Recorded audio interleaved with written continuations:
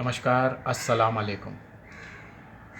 बड़े आसानी से आजकल लोग किसी के भी धर्म के ख़िलाफ़, किसी के भी मज़हब के ख़िलाफ़, किसी भी संत के ख़िलाफ़ कुछ भी कह देते हैं और बड़े आसानी से अगले दिन सॉरी कहकर ये सोचते कि वो बचकर निकल जाएंगे। पूरे हिंदुस्तान में अमीश देवगन ने जो स्टेटमेंट दिया है उसके ख़िलाफ़ पूरे हिंदुस्तान में लोग एफआईआर दर्ज करा रहे और मेरी सरकार से ये मांग है कि ऐसे लोगों को बिल्कुल बख्शना नहीं चाहिए और इन्हें कड़ी से कड़ी सज़ा मिलनी चाहिए।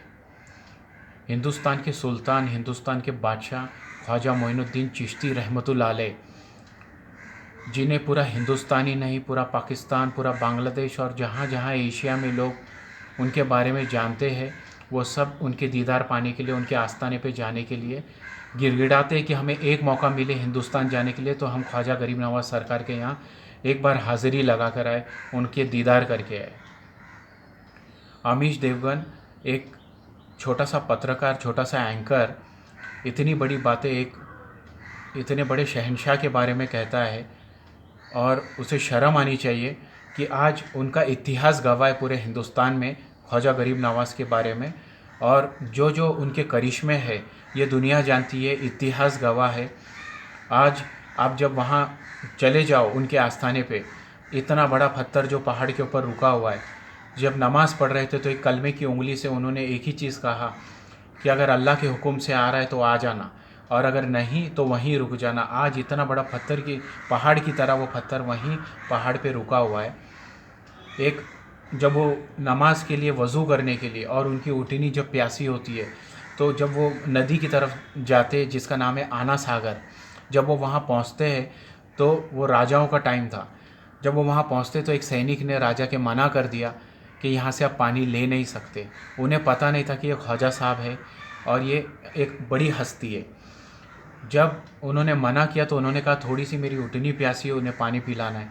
तो जब उन्होंने मना किया तो जलाल में आ गए और उनके हाथ में जो कासा था वो कासा उन्होंने नदी में डाला और नदी में डाल कर जैसे वो आना सागर से उन्होंने पानी को जैसे ही निकाला ऐसे तो पूरे नदी का पानी उस कासे में आ गया, छोटे से कासे में। इतना बड़ा करिश्मा, पूरी मछलियाँ फड़फड़ाने लगी।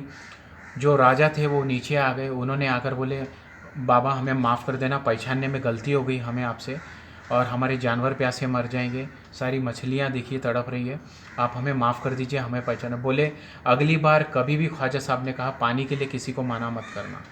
इधर आकर लोगों को प्यार, भाईचारा, मोहब्बत सिखाने वाले ख्वाजा गरीब नवाज़ रहमतुल्लाह अलैह चिश्ती के बारे में सारे बुज़ुर्ग जितने बाबा हिंदुस्तान में है, जितने बुज़ुर्ग, जितने औलिया वली है, उनके सरदार आप है ख्वाजा गरीब नवाज़ मोइनुद्दीन चिश्ती।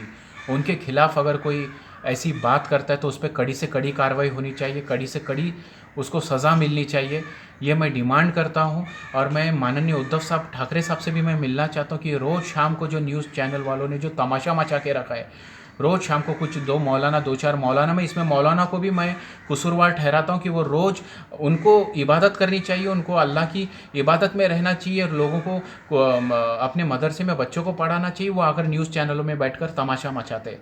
हाँ, उनको उनकी फ़ीस मिल जाती है, वो आकर रोज़ आकर बैठ जाती है। मैं उनको भी कसूरवार ठहराता हूँ और मैं उनको भी उन पर भी एक्शन लेने के लिए मैं कहता हूँ, जितने हमारे मुसलमान भाई हैं मैं उनको कहता हूँ कि इन पर स्ट्रिक्ट वार्निंग लो, इनके ऊपर भी इन्हें भी मना करो कि ये चैनल पे ना पहुँचे। और दूसरी बात ये, जब भी इन लोग ऐसे लोगों की हिम्मत हो जाती है कि ये लोग इतनी बड़ी बड़ी बातें करते, मैं एक ही चीज़ कहना चाहता हूँ और मैं माननीय उद्धव साहब ठाकरे साहब से भी मिलकर मैं पर्सनली इस चीज़ पर बोलना चाहता हूँ कि जितने भी न्यूज़ वाले शाम को जब ये सबसे सेंसिटिव अगर कोई मसला होता है तो वो जाति धर्म के बारे में होता है। और आज हमारे देश में ये इतना आम हो गया है कि लोग रोज़ शाम को लोग इंतज़ार करते कब ये तमाशा शुरू हो तो हम सब बैठकर इसको देखें, इसका मज़ा लें। वहाँ से दो चार जन कोई और पार्टी से आ जाते, कोई और कहीं से आ जाते, कहीं से ये लोग आ जाते, सब मिलकर तमाशा मजिए क्या चल रहा है, इसे बड़ी सख्ती से लेना चाहिए। और मैं एक कंप्लेन भी डालना चाहता हूँ कि ये जितने भी चैनल्स पे ये सब मज़हब के बारे में बातें चलती है इसको रोकना बहुत ज़रूरी है, वरना ये किसी दिन और जो भी पीस एंड हारमोनी को बिगाड़ने का काम किया जा रहा है इस पर कड़ी से कड़ी सख्त कार्रवाई होनी चाहिए, इसे रोकना बहुत ज़रूरी है। और मैं पर्सनली इस पर एक्शन लेने वाला हूँ। मैं माननीय उद्धव साहब ठाकरे साहब से भी मिलूँगा और उन्हें भी पर्सनली ये बात, मैं एक लेटर भी तैयार करके रखा है मैंने, और उन्हें मैं हैंडओवर करूँगा कि साहब रोज़ शाम को ये लोग तमाशा टीवी पर लेके बैठ जाते, और पीस और हारमनी जो हमारा भाईचारा है, जो हमारे देश में जो प्यार मोहब्बत है, उसको बिगाड़ने का काम किया जा रहा है। इसे रोकने की बहुत ज़रूरत है, इन लोगों पर एक्शन लेनी चाहिए। बस ये मेरी मांग है, और मैं आप सबसे बोलता हूँ कि जहाँ जहाँ एफआर हुए, इस इंसान को अंदर डालना बहुत ज़रूरी है। अमीश देवगन को सबक सिखाना बहुत ज़रूरी है, ताकि आइंदा कोई ऐसी हिम्मत ना कर पाए।